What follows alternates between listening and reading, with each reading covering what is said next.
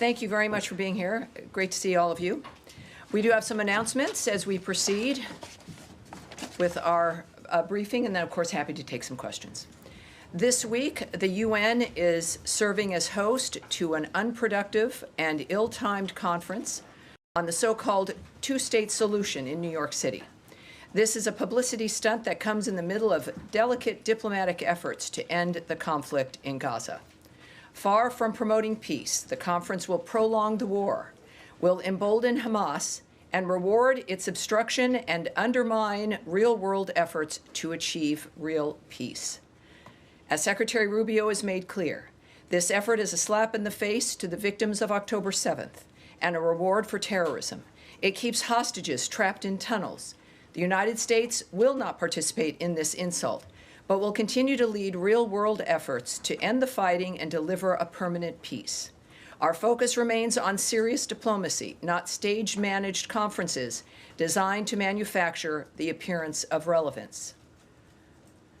Also, the United States welcomes the ceasefire declaration announced yesterday between Cambodia and Thailand. We commend both governments for taking this important step to ease tensions along the border. President Trump and Secretary Rubio spoke with their Cambodian and Thai counterparts on July 26th to underscore the need for an immediate cessation of the violence. Building on those conversations, the United States, working in close coordination with the government of Malaysia, co-organized the ceasefire talks in Kuala Lumpur on July 28th. These talks provided a vital platform for both parties to come together in good faith and ultimately reach agreement on a ceasefire. We are also grateful to Malaysian Prime Minister Anwar Ibrahim for his leadership and for hosting the ceasefire talks. President Trump and Secretary Rubio remain firmly committed to an immediate cessation of violence and expect the governments of Cambodia and Thailand to honor their commitments to end this conflict. Further, in the aftermath of the recent typhoon and tropical storm that have devastated the Philippines, the United States remains committed to supporting the Philippine government in assessing the needs and providing critical assistance. The State Department is deploying a U.S.-based team to strengthen the local relief efforts, including supporting food distribution efforts for displaced families and coordinating logistics for relief efforts led by the government of the Philippines. To date, we have helped transport tens of thousands of food packs to the hardest-hit communities, ensuring vital resources reach those in need. This collaboration underscores the enduring partnership and strong ties between the United States and the Philippines. Finally, in today's topper, yesterday, President Trump announced a trade deal with the European Union, fundamentally rebalancing the economic relationship between the world's two largest economies. This deal marks a generational modernization of the transatlantic alliance and will provide Americans with unprecedented levels of market access to the European Union. The deal bolsters America's economy and manufacturing capabilities. The EU will purchase $750 billion, with a B, my favorite, of U.S. energy and make new investments of $600 billion in the United States, all by 2028. Through decisive leadership and an unyielding commitment to American workers, President Trump has delivered yet another agreement that positions the United States as the world's preeminent destination for investment, innovation, and advanced manufacturing. Since day one, President Trump challenged the assumption that American workers and businesses must tolerate unfair trade practices that have disadvantaged them for decades and contributed to our historic trade deficit. Yesterday's announcement opens up historic market access to the second largest economy in the world, reestablishing the strong, positive, long-term relationship between the United States and its key ally, the European Union. And before we begin, and I'll take your questions, we have switched things up a little bit here in the front row. I'm looking at some new faces, while all the faces that you guys recognize at home, watching the briefings for these last 6 months, recognize. I have to say that the bullpen members and the individuals that you see on camera have their own fan bases, if you will. So people are excited, of course, each day to see the exchanges, and I appreciate that.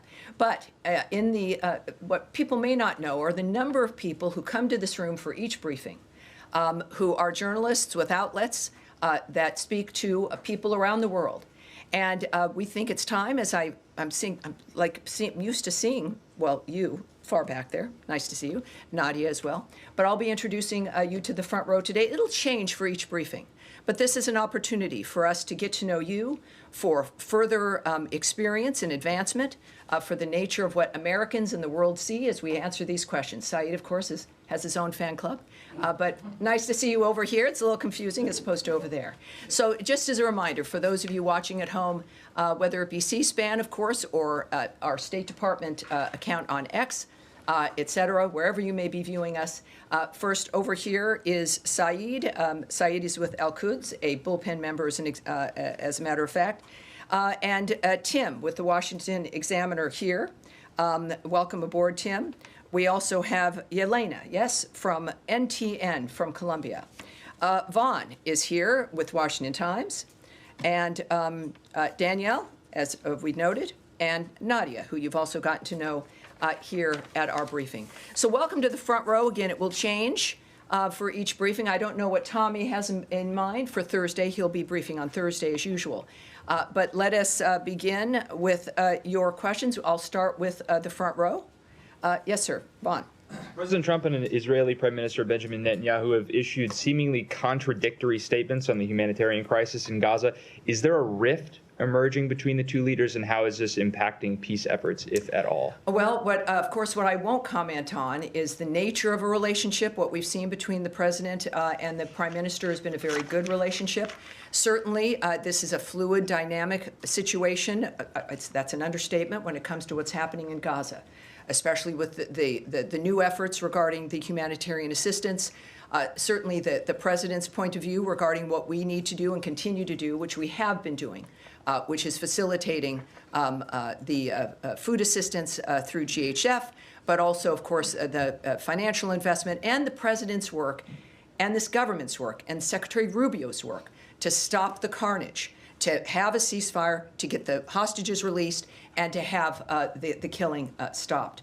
I think that when we look at the nature of remarks by the president, there's one thing that's clear that everyone can agree on, is that it is his humanitarian nature to focus on diplomatic solutions, but he is a realist and he'll go and do what he needs to realize what his goals are, which is peace and a ceasefire. And also, I think the recognition that no one has denied, we have not denied it in this room, that the humanitarian assistance to this point has not been enough. My argument is that it would never be enough in that obscene, unnatural environment.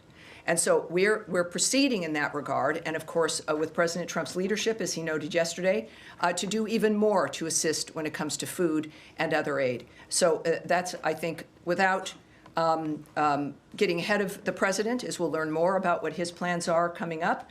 We know the secretary, of course, has led the way in this regard as well. But the focus remains certainly the humanitarian aid, and our focus remains also on a ceasefire and ending that carnage. All right. Yes. Yeah, thank you, Tommy. I like this disposition. It's really nice. Don't get used to it. Okay. All right. I have two questions, if you don't mind. The first one is about the United Nations conference that is taking place in New York. You just read the statement. We heard the president. We all agree that Hamas attacked Israel October 7th. But there were like 193 nations attending. So my question, led by the French and the Saudis, that struck a deal also with the United States in a couple of months ago. So we understand there's going to be, hopefully, the president is only 6 months in his mandate with the secretary, and they're fighting for a peace deal. But sir? The question is how the State Department envision the future for the Palestinian and the Palestinian state. Yes. Is it going to be a Palestinian state, or they're pushing for one state solution? Well, first of all, the president has noted, as has Secretary Rubio, that at least they are envisioning a future, which is not something that most people can say. All of their work has led to getting to a point where we can discuss and envision that future and then act on that. Regardless of the conflict that has been worked on, whether it's Russia, Ukraine, the Gaza Strip, or anywhere else, you can't really begin to contemplate what's next until people stop killing each other. We are still at that point. We have not, because of Hamas's a recalcitrance and refusal to lay down its arms, refusal to release the hostages, we're not at a point where we're looking at, what is next. We know things will have to be rebuilt. The president has made remarks in that regard. But from the beginning, calling for new ideas and a new way forward so that it's not just a repeat of what we've experienced for generations now. And if I can do a follow-up about the Gaza Humanitarian Foundation. Yesterday, the president also talked with the UK Prime Minister, and the UK will help in the Humanitarian Foundation, in the aid. So what are we going to see next? Is the president at the State Department see that this organization somehow maybe is not working out for different reasons? Well, what we said from the start is that this is not about what has not worked. Clearly, we're now, I think, close to 100 million meals have been distributed by GHF. But as we've discussed, there has to be more. There's always had to be more. The calls from the president, from the secretary, and even GHF has been, have more, join us. There needs to be more ideas, more movement. We know, of course, there have been some airlifted airdrops of food. There's been corridors that there's a window for corridors for delivery of more aid. And that's, of course, that's good, that's important. But adding to the aid and to the mechanisms that are there is what we've all called for. It is not an indication that there should be only one. It should be everyone should be contributing to helping to make a difference here. So far, it has been GHF with a mechanism that has worked to keep the aid out of the hands of Hamas, and that has been fundamental. So it's good news. And of course, as the president returns to the United States, no doubt we'll have more information about how much more good news we'll have regarding aid and supplies. Yes. Thank you. Thank you. And hold on, please. Hold on. Me? No, yeah, Thank yeah. you, Tammy. No, not you. I don't. Maybe it's my pointing, or maybe because there's a tall guy here. Yes, ma'am. Thank you. I just want to follow up on what Trump has said about setting up new food centers. Will Sure. these be part of the GHF? We don't know the framework of how something would proceed regarding the details. I'm waiting for the president to return and don't want to get ahead of him regarding announcements and what the framework would be. When do you expect this to be announced? Considering the nature of the urgency of the situation and everything that President Trump does, very quickly and very soon. But we'll let that play out when he gets here and we get the details from those involved. And if I could just follow up, the IPC has said that GHF food items require water and fuel to cook, which is largely unavailable. And the IPC's Famine Review Committee said that their analysis of the food packages supplied by the GHF shows that their distribution plan would lead to mass starvation. Has the U.S. vetted what supplies the GHF is providing and ensured that they are providing the necessary nutrients and that they are able to be cooked? All right, I'm going to pass this off so we can get an answer to you. I do know that, again, the issue here is getting more food, more access, more everything. That has always been at the top of our list. But when it comes to this specificity of what's being handed out, we'll get back to you. Yes, ma'am. Thanks, Tammy. The president has now said multiple times that his administration has pledged $60 million toward food and other supplies for Gaza. The State Department has only announced $30 million for the Gaza Humanitarian Foundation. Can you say, has more money been earmarked for the GHF, or is there other funds that are going out to make up for that $60 million, the $30 million difference here? I would suggest a question for the White House there. Again, I know what we've done here at State. Clearly, the president is in a position when it comes to decision-making, knowing what parts are moving and where things are headed, that they would have probably a better answer for you regarding the rest. But it's only $30 million for GHF at this point. Can you say that? From what we, of course, have announced here at the State Department, that's in this particular, I would caution against the suggestion that with what State may have done and what's been announced is a reflection of the complete picture. So I tend to caution about those things. I will caution about that again. But this is, as we all know, a very large issue, a very fast-moving issue. And there's many different pieces that are coming together in how it moves. And so the element that we have announced is an element and does not speak to an end or a final complete piece to what it is we're doing. All right. Yes. Thank you. Just following up on Daphne's question, I had asked her about what Gaza Humanitarian Foundation is distributing specifically, this was last week's briefing, specifically the high nutrient food that is needed. Yes, I know it's come up before as well. So, yeah, yes. and you mentioned that you would take that back to get more details on the distribution. I did get a line from this department in response to my questions last week, and the State Department spokesperson had said the Gaza Humanitarian Foundation Award remains subject to strict requirements, vetting, and oversight mechanisms like all department awards, and then they also deferred to GHF on the exact food items that are being distributed. Sure. There's been a lot that's happened since you were actually last at the podium. As you know, there's been the news out of France, and also now with the UK Prime Minister saying that the UK may well recognize a Palestinian state in September at UN Week if certain conditions are not met by Israel. And then, of course, there's been wall-to-wall coverage on images of starving children, photographic evidence of that. From our colleagues covering the story on the ground in Gaza. So I just wondered whether the vetting process and the strict requirements in this department is now having to take into account, obviously, all of this evidence, this photograph evidence, and is this giving the department some pause on these funds that are meant to go out the door to this organization? First of all, some of you may have seen a remark from Anna Kelly from the White House about the president's stance and what his plans are. She said President Trump wants to alleviate the suffering for the people of Gaza because he has a humanitarian heart. He announced a new aid plan today to help Gazans obtain crucial access to food. Details are forthcoming. What I will note about what's happening on the ground, of course, is what our focus is on, which is getting more aid in, which is getting a ceasefire, which has not been accomplished because Hamas refuses to do so. From the beginning, they have been the problem about why this continues to be an issue. We know that, of course, more food aid will be going in, considerably more.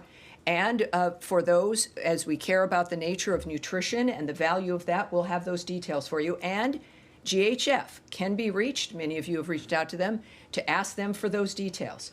We at the State Department, the Secretary and the President of the United States are focusing on saving lives, dealing with individuals who can stop what they're doing to create peace.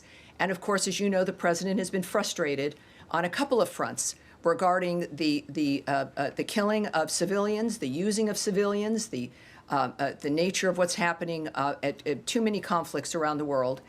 And that's what he's focused on.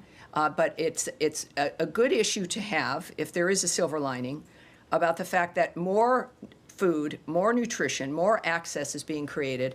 And that's what we're doing in the meantime, while still trying to stop a war that makes that zone almost impossible. Nadia. Thank you, Tammy. I have two questions. An Israeli settler called Yanon Levy, he shot and killed a Palestinian peace activist. He's a father of three. His name is Aoud al-Hadalin in the West Bank. This settler was identified by the previous administration as an extremist, and he was under sanction, both by the EU and the US. The Trump administration has lifted the sanction on him. You often say you have the same values with the Israelis. How can you make sure that this guy is accountable when he killed a civilian, especially a peace activist? Well, of course, I think it needs to be said. It shouldn't have to be said, but we decry the loss of life everywhere. That has been the hallmark of the work that this administration is doing. It is at the top of mind for Secretary Rubio and all of us who work here at the State Department for a reason, because we care about what happens with other people. Here, certainly we care about, it is American First framework, but that value is about peace around the world as well, which also helps us.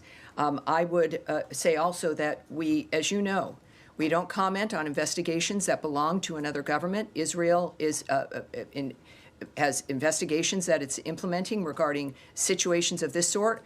I don't know the end result of what that's going to be, nor will I comment or speculate on what should happen. What we do know, and I don't think we should have to, we have a status here, a posture, where all of this matters to us, to the point where the president's last and only, this second term, but his last effort is to make these things better and to save people's lives. So it is, it's certainly Gaza, a war zone. We're doing our best to make a difference there, and we will wait for the result of an investigation before we have any comment. Sure, this guy in the West Bank is not in Gaza. Well, but with the West Bank and Gaza, obviously, the nature of conflicts and what we've been working on, but I appreciate that, yes, of course. It's the same, I think, it's the same argument. We see this in the West Bank. We know when there's violence in general. We saw something unfold in New York City as well with a shooting in New York City yesterday. These things touch all of us. With the hero there being a Bangladeshi immigrant, a cop for 3 years, dies defending New Yorkers. It is the American story, and it's something that we all work to help try to make a difference on. All right. My second question is, two Israeli human rights organizations found that they concluded that Israeli practice in Gaza has aspects of genocide. The Trump administration has put sanctions on UN officials who concluded the same. So are you going to sanction this human rights organization, or are you going to change your position? Well, I appreciate that, Nadia, but of course, you know I'm not going to speculate or say what actions will be. I'm not going to comment on outrageous allegations, effectively, which have also been disputed. But I will, again, you know, I won't preview things or guess or speculate about actions in any regard. All right. Yes. Can I just ask you about the trucks that are getting into Gaza? Over the weekend, there was an uptick, I think, over 100 trucks that got in on Sunday. But at times during this crisis, there have been upwards of 300 trucks delivering humanitarian aid into Gaza. What is the number of trucks that this administration wants to see Israel allow into Gaza on a daily basis? Well, I won't discuss, of course, details with you or the content of conversations or even a specific like that. What I do know is that there's this overarching work that we've done to make sure as much can get in as possible. At the same time, we do know that the UN had noted that they were not moving material in because of the violence. We know it's a war zone. I mean, that has been the overriding issue, and how to make it safe to get food through to those who need it versus into the hands of those who are causing the destruction and using it and weaponizing it. So we don't, I'm not going to speak to you about specifics or if that conversation has been had. We know, of course, it's in everyone's interest to help stop the kind of environment in general that's happening in the Gaza Strip. It's again, monstrous and abnormal, and all of us have an interest in stopping it. And DHS contracts expire at the end of August. Is this administration pushing for those contracts to be renewed? I won't speak on the details of contracts or agreements or if that's accurate or if it's not. Yes. Thank you so much. Two very quick questions. Secretary Rubio, for the past several months, has been wearing two hats, both leader of the... Four hats. Many hats. But specifically, Department of State and NSC. He has shrunken down the NSC and called it right-sizing. Mm-hmm. And my question is, are these two roles being sort of merged together into the same official, or are they being fulfilled in two separate capacities? Well, I can't speak to the decision-making about the nature of what he's doing as the NSA. I'm here with the State Department. Of course, he is the Secretary of State. What I can tell you is when I've been on various trips where the NSA, the National Security Advisor, and the Secretary have been there together, it's the same kind of work. It's working together seamlessly. Of course, there'll a great deal of time of overlap regarding the nature of what's happening in the world. So it seems and it appears to be working out smoothly and effectively. And my second question, today, Kim Yo-jong in North Korea, the sister of Supreme Leader Kim Jong-un, published an official statement regarding the U.S.'s desire to denuclearize the peninsula. While rebuking the United States, the memo did include a line stating that Kim Jong-un's relationship with President Trump is, quote, not bad. And I'm just wondering if the Department of State is familiar with the nature of bilateral relations between the U.S. and North Korea at this time, and why they might have said that. Well, I would suspect that you should contact the White House when it comes to the relationship between the president and another country. Of course, we do know, as we see now, as we saw in the first term, President Trump's willingness to talk with everyone in order to achieve the peace and prosperity and some semblance of normal life for people around the world. Regarding the note you mentioned, or if it was a social media tweet, I don't have a remark on that, of course, but the White House can tell you more about the president's approach with North Korea. Yes, ma'am. Thank you, Tam. Me? Yes, you. Okay. I have two questions too. The first one is, after President Uribe's conviction, will the U.S. consider any sort of action similar to what we saw after the decision against former President Bolsonaro in Brazil? The first one. And the second one, after you answer? Yeah, so regarding the verdict, the verdict with former President Uribe, yes? Yes, well, the Secretary of State put out a tweet on this as well, noting that former Colombian President Uribe's only crime has been to tirelessly fight and defend his homeland. The weaponization of Colombia's judicial branch by radical judges has now set a worrisome precedent. And the second one is, with the U.S. allow Chevron to operate in a country led by an administration charged with promoting terror and drug trafficking? Well, I can tell you this, and I love your very direct questions. What I know that there's two separate details that I don't have in front of me that I want us to take and get back to you in that regard.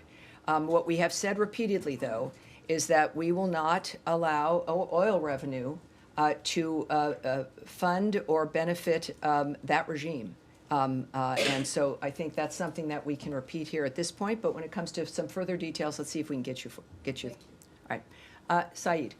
Thank you, Tammy. And I must admit, I feel a little bit vulnerable and closer to the floor here. Wow. I was always shielded by the front row. Well, see how you're thinking now. But you can trust us, you're fine without the Italian rule about never having your back into an open space. Very quick question. You know, IPC said today what's going on in Gaza is famine. And the reason they didn't classify it as such is because they need the actual data, and they have to be in Gaza to collect that data, which Israel prevent them. So my two questions. Well, let me just say, as you know I might, is that there is someone preventing people from getting into Gaza, and that's Hamas. Okay. Hamas is preventing everyone from being able to get in there, whether it is reporters, whether it's food deliveries, or those who might need to assess the nature of what's happening on the ground. People are afraid of a terrorist group, the masterminds of October 7th, which slaughtered babies up to the elderly, when they're living, dismembering them, putting a baby into a microwave, murdering women as they're raping them. That set of people are running the Gaza Strip. So it's understandable why people are concerned and can't get in. It is not the Israelis who have been defending themselves in this framework and who are ready to sign a ceasefire deal and have been ready for weeks to do so. Well, in fact, the Israelis are preventing everybody. They control the area, but that's another issue. My question to you: does this add the kind of urgency that would allow more trucks? To follow up on Kylie's point, more trucks, and to the level that it was before. It was something like 400, 500 trucks, especially during the ceasefire. And second, would the U.S. call on Israel to allow these groups to go in and give them, the facilities they need to report actually and factually? We've had progress here from the beginning of this conversation, and with the catastrophe of October 7th and what has unfolded since then. We've discussed all the time about what we need, and we've had progress. We've had, again, close now, I think, to 100 million meals distributed by GHF. We have had more trucks now moving into the area. Israel making accommodation to be able to try to allow that to happen without people being in danger. So we've seen this progress being made.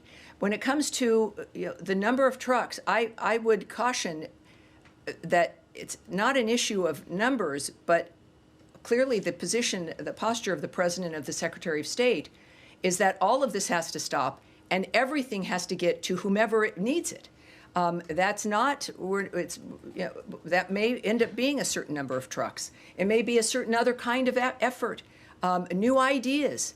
So it's not I would just ask that we focus on what we've been focusing on here, which is having this violence end so that we can do a wholesale reformation of that area, a stopping of the violence, and a wholesale view of that a future really can exist. Yes, ultimately, it's going to be the best scenario. Everyone can go into Gaza and help. The president clearly will have ideas. The partners in that area, whether it be Egypt or Qatar and others, Jordan with their airdrops, everyone has an interest in the resolution of this. And inevitably, of course, it'll result in everyone getting what they need. All right. Yes, Abby. What is the U.S. position on the U.K. saying they will recognize the Palestinian state before the UN this September? I know my colleague brought it up, but considering they're using it as leverage to try to stop some of the starvation that President Trump himself said he's concerned about taking place in Gaza?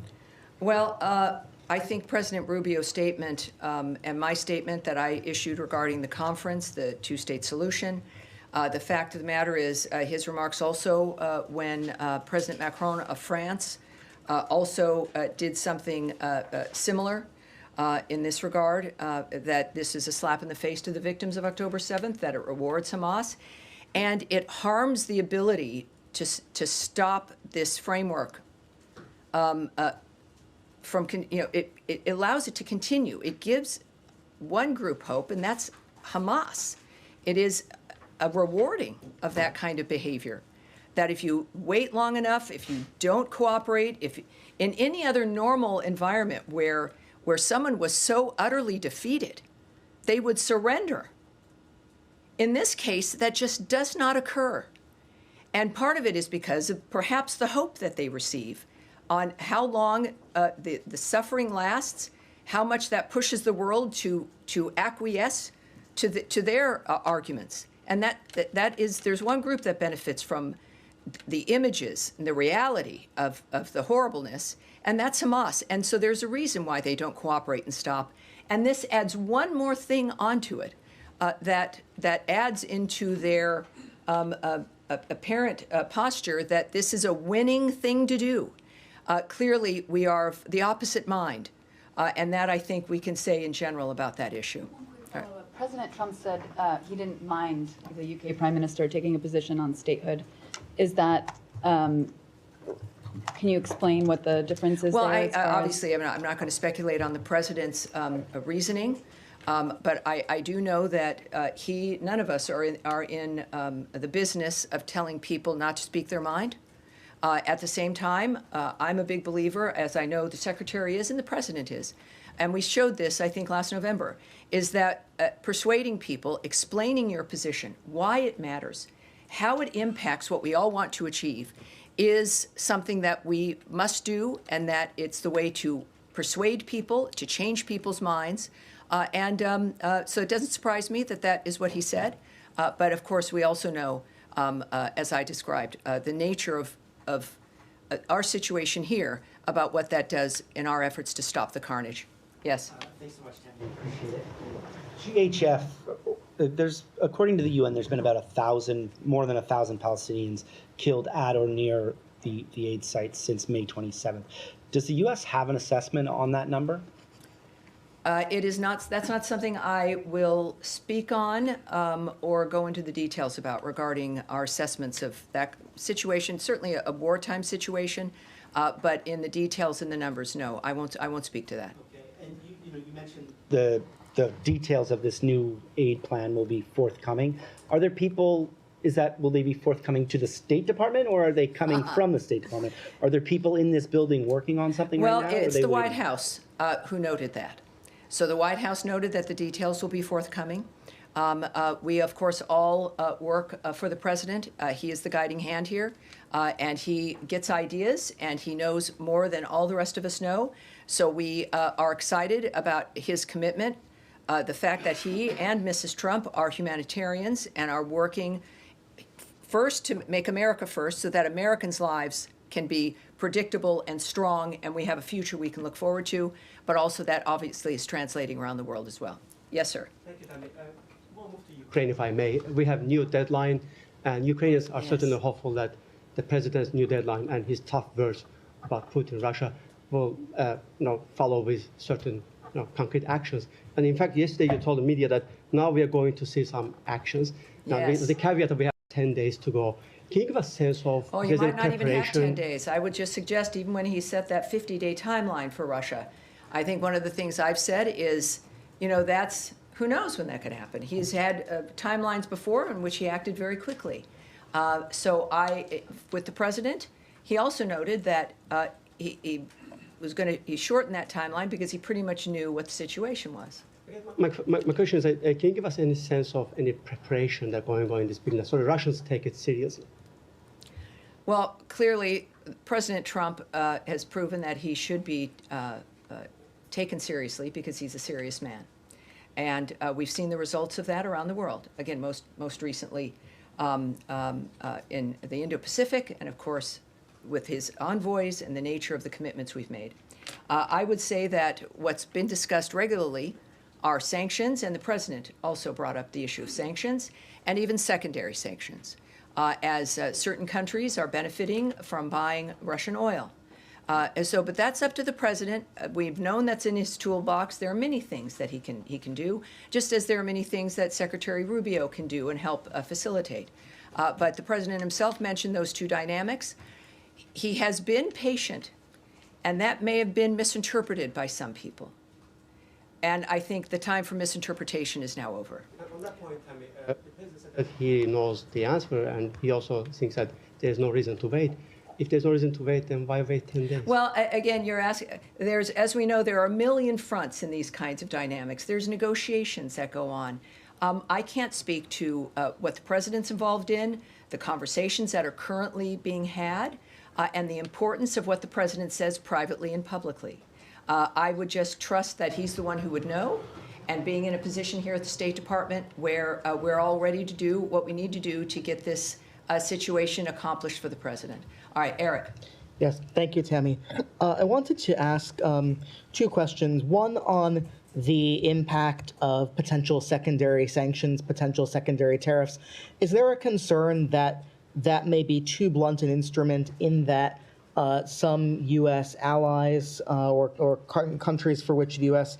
Has been partnering and having negotiations, fruitful negotiations, as we saw today, for example, China or India, could be hit, that there could be a boomerang reaction from such sanctions, secondary sanctions, or the EU, other countries that would be inadvertently hurt in a way that would be counterproductive to broader U.S. goals? Well, no doubt. I'm not in the business, though, of the negotiations. There are questions that are asked about everything with the actions that might be taken.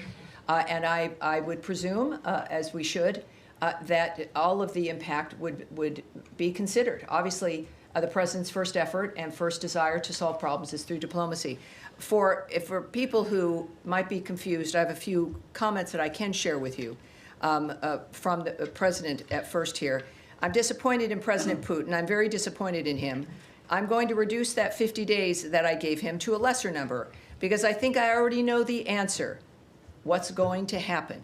He also said, yes, I'm going to make a new deadline of about 10 to 12 days from today. I think that was yesterday. There's no reason in waiting. I want to be generous, but we just don't see any progress being made. He said 10 to 12 days. I'll announce it probably tonight or tomorrow. But there's no reason to wait. If you know what the answer is going to be, why wait? And it would be sanctions and maybe tariffs, secondary tariffs.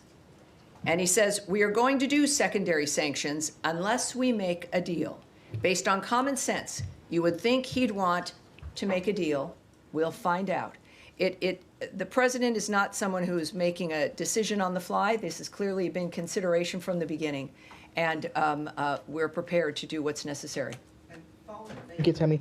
Following up on my colleague's question about Colombia, we know that we have a president and a secretary of state who take a great interest in what happens in the Western Hemisphere and pay a lot of attention. We've seen the president's attack and criticism of the Brazilian judiciary, but I'm wondering what makes a judicial process a radical process or radicalized by judges or otherwise inappropriate. I mean, is it determined by by who ultimately is convicted or charged, or what's the context or the judgment, the qualitative judgment as to what makes a politicized judicial process for this administration? Well, the secretary, like the president's, a very talkative young man, and he's very clear about what interests him and why it matters.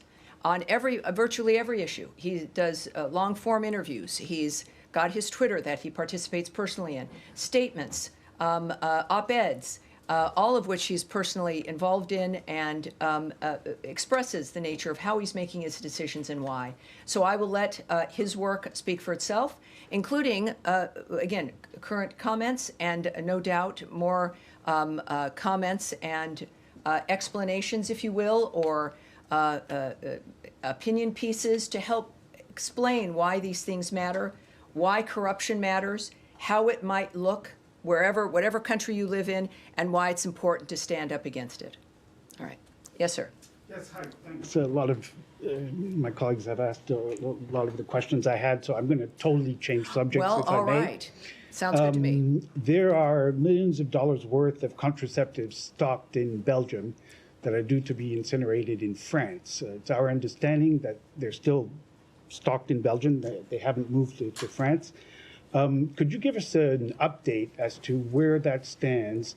I know that the Belgian government is trying to find alternative solutions. Is the U.S. government ready to find alternative solutions, or are they destined to be destroyed?